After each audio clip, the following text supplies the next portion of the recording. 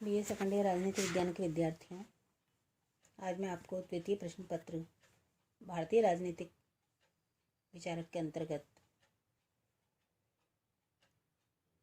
बहुत ही प्रसिद्ध प्राचीन भारतीय विचारक आचार्य विष्णुगुप्त कौटिल्य के बारे में और उनके अर्थशास्त्र और उनकी धारणाओं के बारे में बताने जा रही हूँ। आचार्य कौटिल्य के शब्दों में, राजा के लिए प्रजा के सुख से भिन्न अपना कोई सुख नहीं है, प्रजा के सुख में ही उसका सुख है।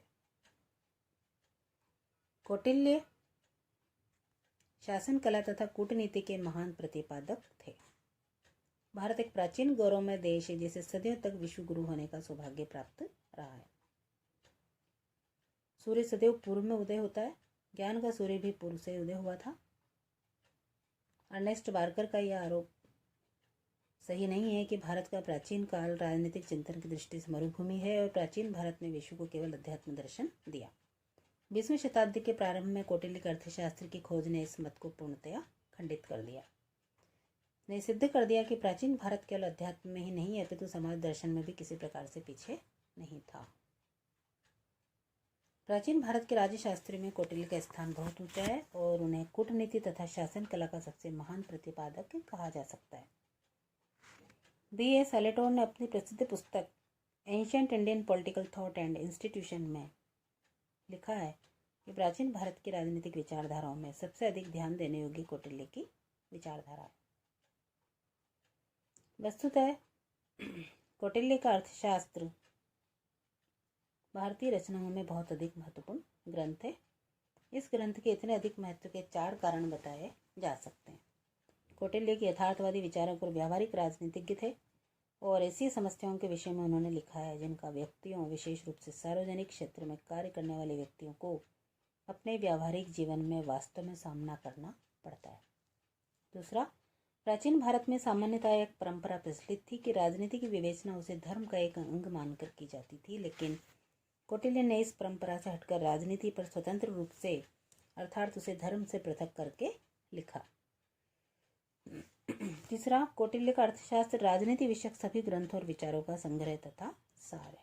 चौथा, कौटिल्य ने न केवल राजनीतिक विचारों का प्रतिपादन किया वरन अपने व्यावहारिक कार्यों के आधार पर अपने देश को एक सुदृढ़ और केंद्रीकृत शासन प्रदान किया, जैसा कि उसके पूर्व कभी भारतीयों ने नहीं जाना था।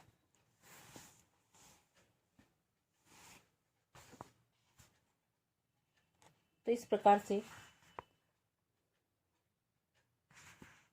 हम देखें तो कौटिल्य शासन कला तथा कूटनीति के महान प्रतिपादक हुए। कौटिल्य के प्रसिद्ध ग्रंथ अर्थशास्त्र के रचना काल के संबंध में भी विद्वानों में पर्याप्त मतभेद है।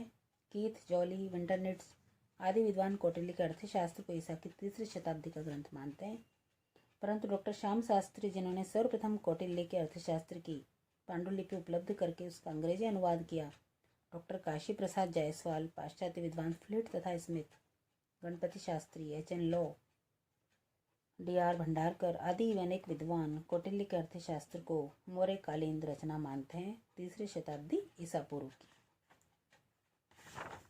वास्तव में ये द्वितीय मत ही प्रामाणिक है। वस्तुतः अर्थशास्त्र के मूल रचयिता चंद्रगुप्त मौर्य के गुरु मंत्री आचार्य विष्णुगुप्त या कौटिल्य ही हैं। कौटिल्य ने अपने ग्रंथ में अर्थ और अर्थशास्त्र की संक्षिप्त परिभाषा दी है। उनके अनुसार मनुष्य की जीविका तथा जिस भूमि पर वह रहते हैं वे दोनों ही अर्थ हैं। अतः वह शास्त्र अर्थशास्त्र है जिसमें मनुष्य वाली भूमि का लाभ और उसका पालन करने के उपायों का वर्णन किया गया। वस्तुतः कौटिल्य का अर्थशास्त्र राजनीति और शासन कला की एक महान रचना है।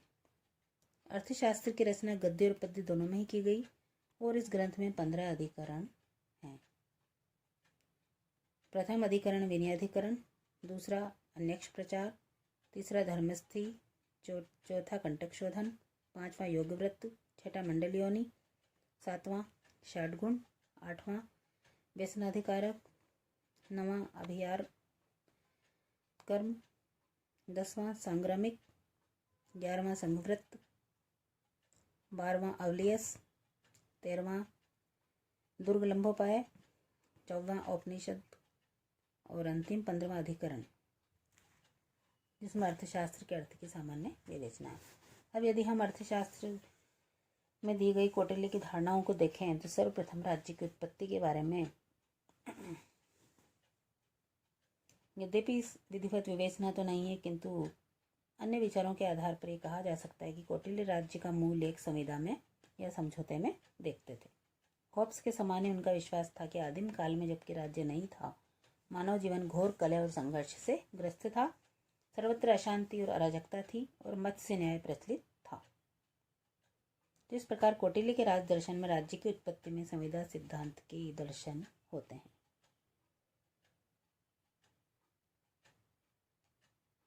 अपने ग्रंथ अर्थशास्त्र में कहीं कहीं कौटिल्य राजा के ईश्वरीय अंश का उल्लेख भी करते हैं और देवी सिद्धांत का भी वर्णन करते हैं। लेकिन कौटिल्य ने संविदा सिद्धांत, जो कि हॉब्स से मिलता जुलता था, उसमें न तो राज्य को इतना निरंकुश बनाया कि जैसे हॉब्स का लेवियाथन था, और न ही इस सिद्धांत का प्रयोग लोक तथा रूसों की भांति व्यक्ति के अधिकारों लोकतंत्र का पक्ष पोषण करने के लिए कहा गया। उनके अनुसार प्राकृतिक अवस्था में मनुष्यों ने एक व्यक्ति को राजा इसलिए चुना कि उदार मर्द और काम की प्राप्ति तथा उपभोग में उनकी सहायता करे। इस प्रकार कौटिल्य की संविदा धारणा अधिक तार्किक है, पूर्ण है और अपेक्षाकृत निर्दोष है। यदि हम सप्तांग सिद्धांत की बात करें तो भारतीय राज्यशास्त्र के अंतर्गत मनु, भीष्म, शुक्र आदि राज्यशास्त्रियों के द्वारा राज्य की कल्पना एक ऐसे जीवित जागृत शरीर के रूप में की गई जिनके 7 अंग होते हैं। शुक्र नीति में राज्य के इन अंगों की मानव शरीर से तुलना करते हुए कहा गया, किसी शरीर रूपी राज्य में राजा सिर के समान है, अमात्य आंखें हैं, सुहृत कान है, कोश मुख है, बलमन है, दुर्ग हाथ हैं और अष्ट पैर हैं। तो इन विद्वानों के समान ही कौटिल्य ने भी राज्य को सप्त प्रकृति युक्त माना है। राज्य की 7 प्रकृतियां अंग इस प्रकार से हैं: स्वामी, अमात्य, जनपद या प्रदेश, दुर्ग, कोश, दंड और मित्र। धन्यवाद।